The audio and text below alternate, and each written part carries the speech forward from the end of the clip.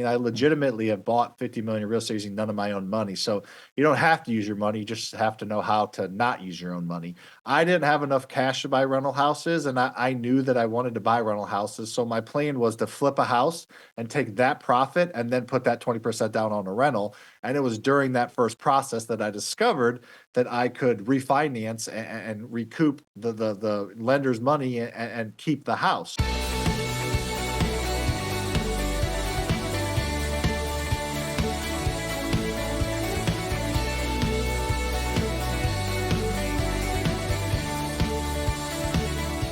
Hi, and welcome to Common Denominator, a podcast about growth, mindset, and entrepreneurship.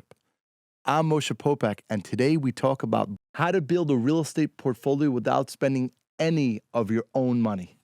Sam Primm started with nothing, and in less than 9 years has built a real estate empire.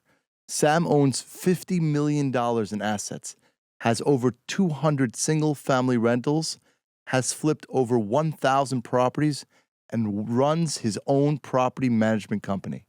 Plus, he's created fasterfreedom.com to teach people how to quit their jobs, become successful real estate investors by spending other people's money, and achieve freedom and financial independence. Now, here's my conversation with Sam. Hi, Sam, and welcome to Common Denominator. How's it going, man? Excited to be here and jam with you. Yes, for sure. I want to say congratulations, first of all, on your success. And I want to reverse engineer. I want the show to be about reverse engineering what's in your brain to give the tools for people to have abundance. So hopefully we can do that. So tell us all actually about you're starting out. I get this question all the time. There's so much fear about it. You're starting out, you want to buy real estate, you don't have any money. How do you actually begin? Yeah, that's a good question. And it's tough. I think how I was able to begin because I'm not some huge risk taker that's going to go, leverage his 401k and quit his job and go invest in real estate. So I think there's a couple layers to that. I think for me, it was the fact that I had a full-time job.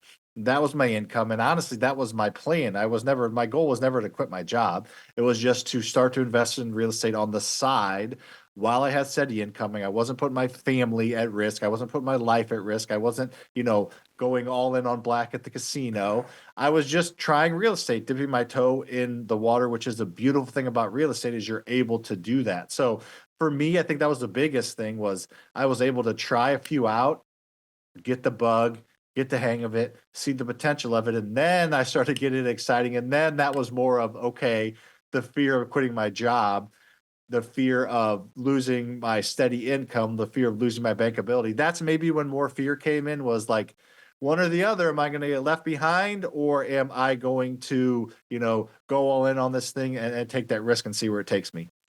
So, okay, so step one, let's go back even further.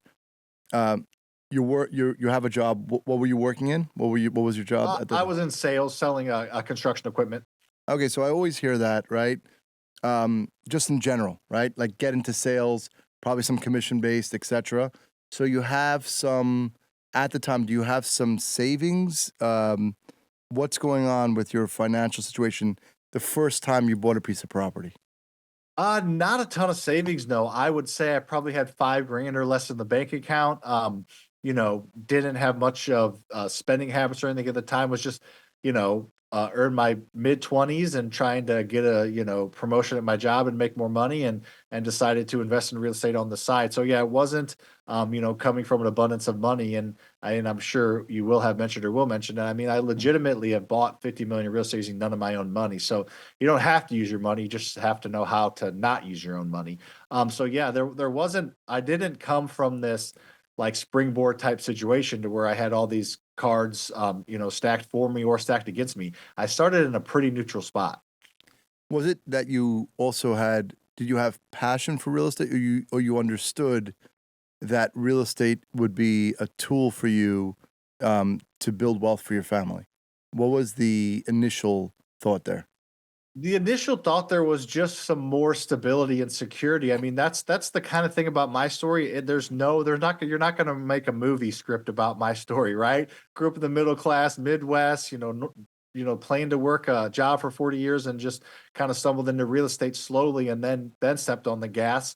But no, my initial plan was to buy one rental a year for 10 years and then start to sell them and then maybe retire like in my early 60s or late 50s, not mid 60s. That was legitimately the original plan was, hey, let's try something on the side. I had an entrepreneurial itch always, had a few small, businesses in college, painting houses and things like that. And I wanted to start that in the real world. So that was more of the origin story. So the first home uh, location? What type of home was it? Yeah, so the very first home was a 3 bed, 1.5 bath, 960 square foot house in Maryland Heights, Missouri, which is a kind of a suburb of St. Louis. And the unique thing about that was I didn't know about the Burr method or about refinancing or cash out anything. I didn't have enough cash to buy rental houses, and I knew that I wanted to buy rental houses. So my plan was to flip a house and take that profit and then put that 20% down on a rental. And it was during that first process that I discovered that I could refinance and recoup the lender's money and keep the house. So my very first house was supposed to be a flip. I ended up keeping it as a rental, and I still own it today, 10 years later. And it's really cool to see what just one property can do alone in 10 years, let alone stacking properties upon properties. And then uh, so what was the purchase price of that first home? Yeah, the first one we bought for 100 or we bought for $77,000.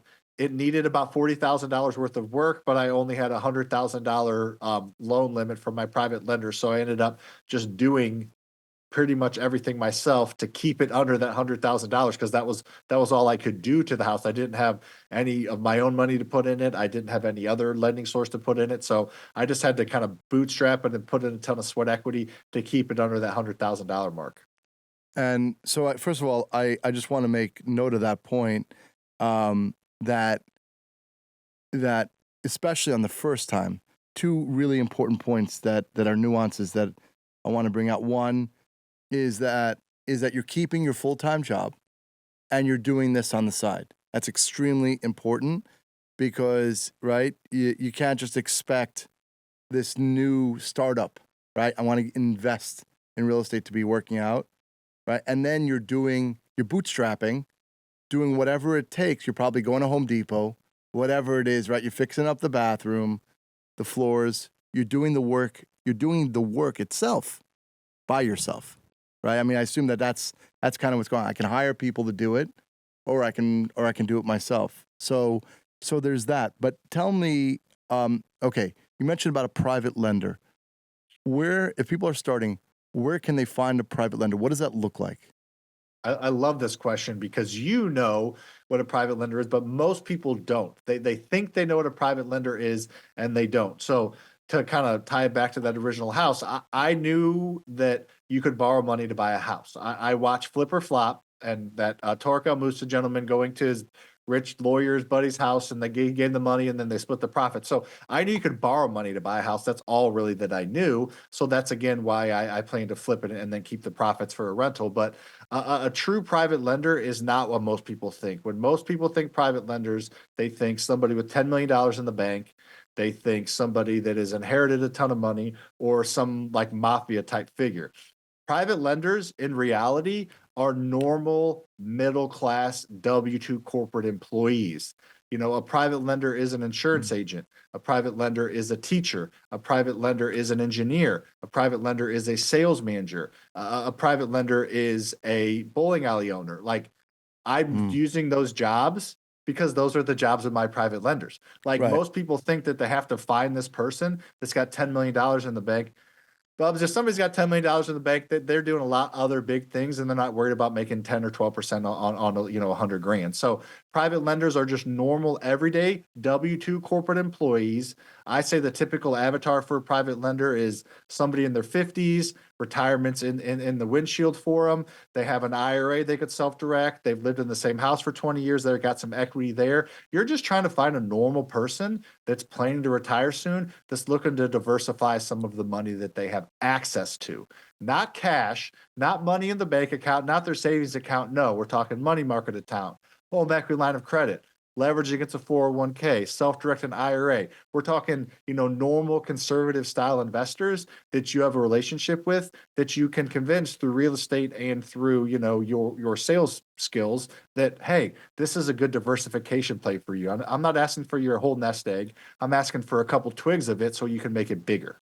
Yeah, I really like that, right? Because right now, if you're offering somebody a first position, right, you're going to get an appraisal, you're going to get first position, you're going to get 10 to 12%. Right now, we're seeing, right, as the Fed lowers rates, there was about $8 trillion nationwide. Just we'll let the audience understand this, right? So people were happy earning 5% plus in their money market accounts. To your point, right? So a little older, right? 70% of wealth are in the seniors. They have, all this cash, all this money sitting, and basically, so now it's going from 5 to 4, as far as what your bank is paying you in your money market. So this 8 trillion is earning less.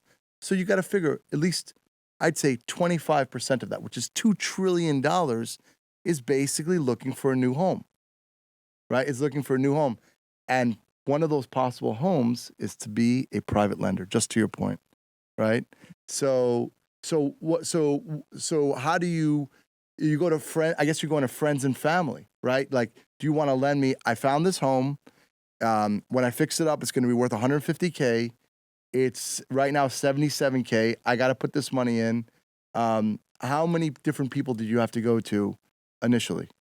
It took me 6 months, and the reason I know that's because I did a video on it. So I know my original I looked at over 50 properties before I got my first one. I had 22 banks tell me no on the refinance, and then it took me 6 months to find my private lender. I don't know how many people I talked to, probably a dozen or so. I didn't talk to 100 people, right? Like, I'm not that freaking motivated, or I wasn't at the time. I didn't know the potential, but probably a dozen or maybe a couple dozen, just, friends and family and people that I had known that, again, I was just looking for $100,000 that I'm going to personally guarantee you. By the way, not everybody does that, but I did it. I'm going to personally guarantee your $100,000. You're going to have a lien on the property or be on the deed until I pay you back. You're going to be on the additional insured, as like it's the most secure investment they're going to make. That's a double digit return, and it's not particularly close. Ask these people, these friends, these families, these connections, these acquaintances, is your stock market giving you a personal guarantee? Are you on an insured policy of your Tesla stock, when I know it's doing great now, but that when Elon Musk goes and does something crazy and like, you know what I mean? There's no real security or backing behind most of their investments, but there is with this. It's backed by real estate and backed by me. And I've raised about $60 million over the years, and I've paid all of it back. I haven't made money on every deal, but my lenders have always been made whole no matter what. And that's something that I think anybody on here can do. So here we are. So now you have this first property. You've done the work. What happens? What happens next? Like, what's the next scenario? You held onto the property. Do you end up just going to a regular bank at that point? And so you're probably paying 10, 12%. What's the new interest rate with the new lender? Yeah, perfect. Love this. So, like we mentioned, I bought for 77. It needed like 40-ish grand. I ended up putting, about 98,000 into it total. The private lender's money, right? And the property appraised for 125,000. I went to a small local bank, as you mentioned, not your big box banks. They don't even understand this method. Your small local community banks, and the property appraised for 125, and they wrote me a check for 100. And you're probably doing the math like, where's the lender's return? Well, I was not able to give them the full return. That's the beauty of a private lender. If you have a great relationship and communicate, there's flexibility there. There's not flexibility with most lenders, right? So I gave him his principal back plus 2K in interest. It was a $10,000 or a 10% interest return with him. During the process of this, 4-month rehab that took me 8 months, I got another property under contract, and we had been talking, and he saw that one was like, I don't remember exactly, but I think I got it for like 55, needed 10, was worth like 110, like a home run deal. So we were able to show him that, walk it with him, explain the rehab process, and he agreed Two, bump it up another couple percentage on the original loan and let us pay him back with the proceeds of the second property that we refinanced. And it worked out handsomely.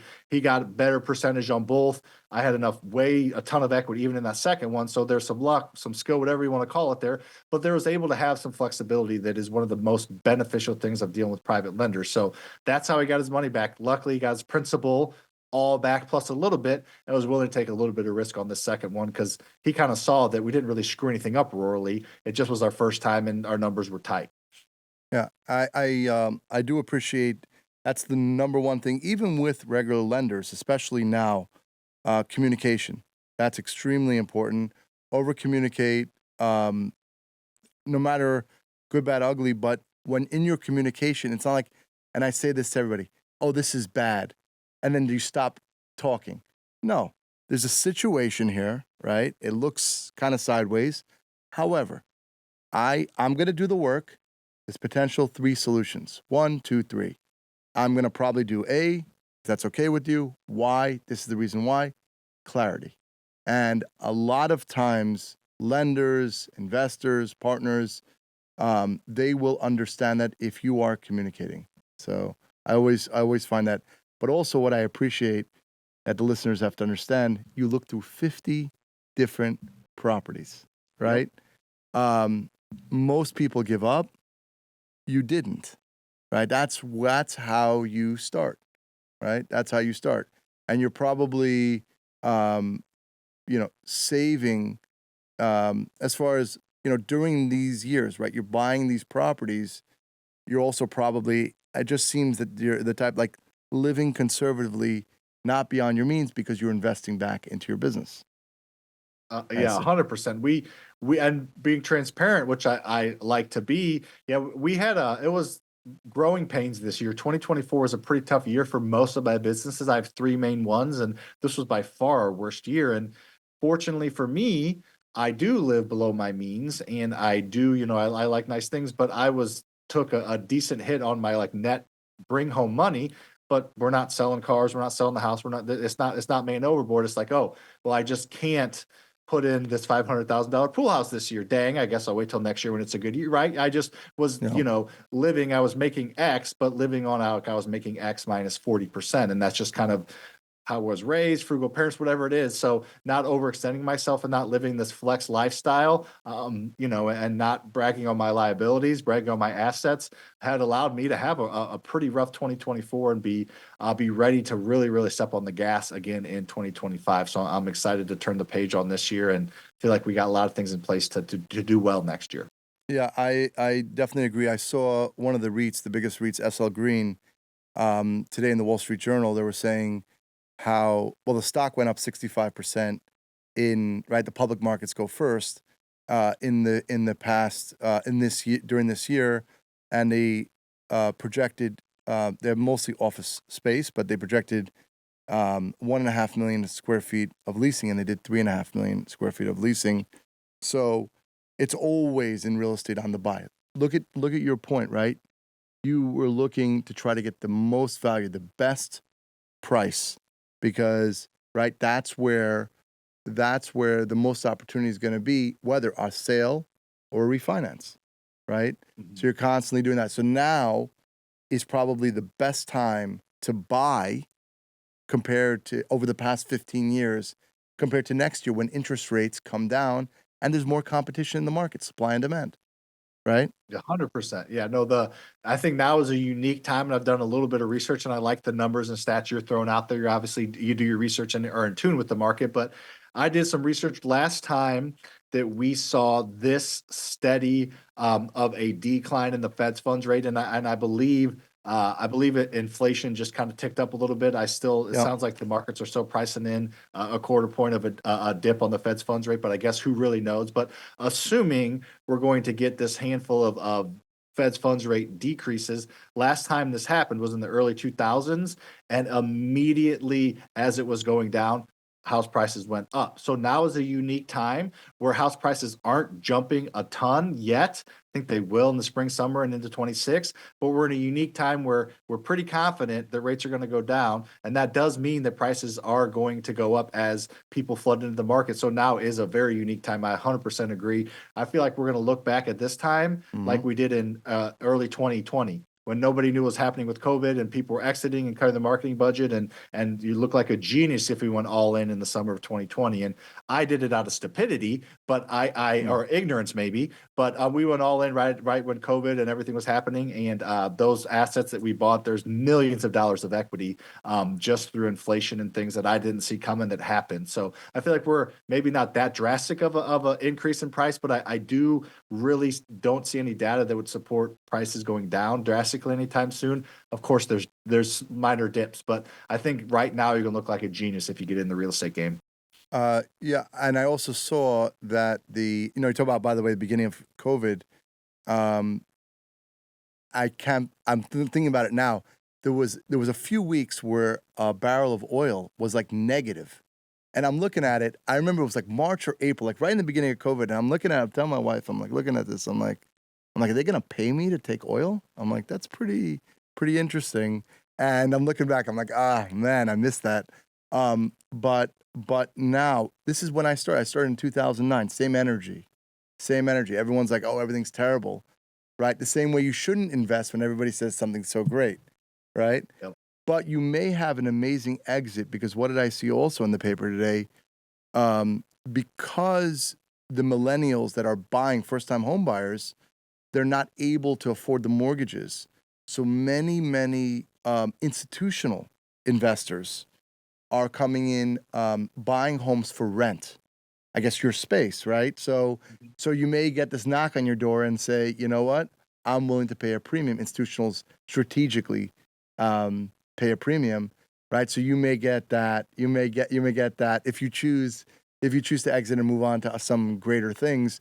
But I see that that's coming. Maybe it's like 30 or 40% of all homes are bought by these kind of private equity institutional investors. So And I just wanted to piggyback off that because these institutional buyers, these funds that have millions of dollars of payroll with analytics and business analysts and AI, and they're all dumping their money in single family real estate for a reason. So this is through a lot of research and talking to people back during the last boom and crash, early 2000s, real estate single families wasn't necessarily a widely used asset class. But ever since the decline and this crazy run we've been on, it is now. There are hedge funds and there are so much money getting dumped into the single family space. Follow the people that are smarter than us. I've made some pretty good money by being the dumbest guy in the room. So let's continue to do that. You see all of these people that have all this money dumping it into single family space, just like you said. yeah, Now, fortunately for me, these big funds own, I believe less than 1% total, but they're buying a lot of what's available right now, and there just sure. happens to not be a lot available right now historically. I think we're like 1995 numbers as far as how many houses, like 4 million-ish houses Yeah. sold each of the last 2 years, and I think the last time we were that low was 1995 when Toy Story 1 came out, and there were 70 million less Americans, yet we're sold the same amount of houses. So yeah, there's this supply demand, which is the most basic principle of economics happening, and I'm going all in on the limited supply while there's always baked in demand for housing, which is a beautiful thing. And there's going to be even more demand as the population grows and as they can't make enough. Just here in Florida, just on to your point, moderately priced homes rentals. We need in Florida 500,000 homes. That's what we need. We have 23 million population, 500,000 homes. So I mean, Can't print them right, either. They don't. You right. can't just push a Okay. button and print them. Well, they're trying to do it 3D. They're trying to do 3D printing homes. So we'll see. We'll see if that happens. But that's that's true. But something you talk about a lot in your social media is about creating an LLC, and I want to talk about that. Um, what's the benefit, material benefit, for people to create a LLC? What does it do for people? Yeah, I think there's lots of benefits to an LLC. I think the first one to me, and I notice this with a lot of the people in my community and people I talk to, is I'm going to invest in real estate. I'm going to invest in real estate. I'm going to invest in real estate. And they never really do because it's not a real tangible thing. It's something they want to do. Well, guess what?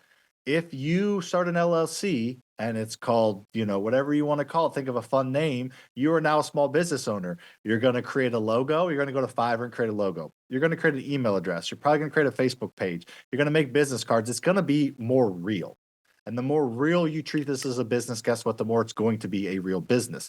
The more you treat it as a maybe, the more it's going to be a maybe. So I think there's that side of it, which I know that's not where you're going with that, but I think that's an important side of it. Yeah. Starting an LLC, spending several $100 to start a legit LLC, you're now a small business owner, and I've seen it come into fruition where people take it more seriously.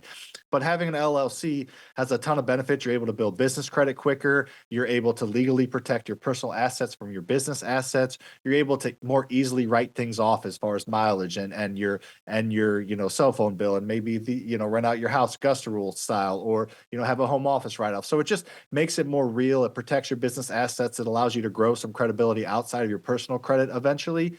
And the only real drawback is loan, like the lendability. Can have 10 loans in your personal name and get 30-year fixed rates at the lower amount possible. The 30-year mortgage rates lower than what you get from a commercial bank on the Fed's funds rate, as far after their markup. So that's the really main benefit, and you can only do it 10 times anyway. So I usually tell my people, just jump in, get the LLC, start to build the banking relationships, and the advantages to owning it yourself is outweighed by all the benefits with the LLC and all the things I just mentioned. Yeah, I definitely agree.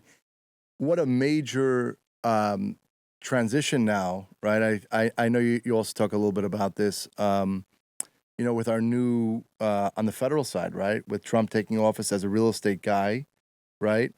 What do you think practically? I guess real estate investors, owners, how do you think practically that's going to affect the next couple of years? Yeah, I think practically there's going to be some decent things that will help. I think he's obviously known for helping cut taxes for corporations and for investors in general, and things like being able to have a more depreciation, 100% depreciation. I believe that's kind of winding down, but now he's back in office to probably ramp that up. So there's kind of the technical side of making it more appetizing to invest in real estate. Now, unfortunately, I guess fortunately, if you want to look at it, whoever got elected wasn't going to just be able to print those 5 million houses or 10 million houses we're short of. So I don't know that there's anything going to be big impact there. But what I've noticed is, like, maybe not on the practical side. In a couple of my other businesses, I've noticed a lot more consumer positivity. I've noticed a lot more consumer confidence going into 2025, even with people that don't love Trump's rhetoric or things like that. They're just more confident in his ability to run a economy and run the government as a business. So I just see a lot more consumer confidence that I haven't seen in a few years, and that excites me more than anything. Just I'm excited. People are going to be able to, feel like they're going to be able to make it and make money and get ahead more financially because, technically we're not in a recession. Technically, the markets look good. The fringe numbers all look really good, but I still see people struggling to pay bills. The inflation, people don't understand. Inflation doesn't go down; it just goes up at less of a rate. So that Hmm. 10% we got hit with, we don't get that back. Yeah. So it went from this to this. It still goes up. So those types of things are kind of hitting people's pockets hard, and I think that we're going to get a little bit more of like a resurgence of just general mindset around what people can do and the economy. And I think that's going to be more impactful than any policy or tax rate cut, in my opinion. Yeah, and I also see it's also a percentage. Let's say it's up inflation 3%.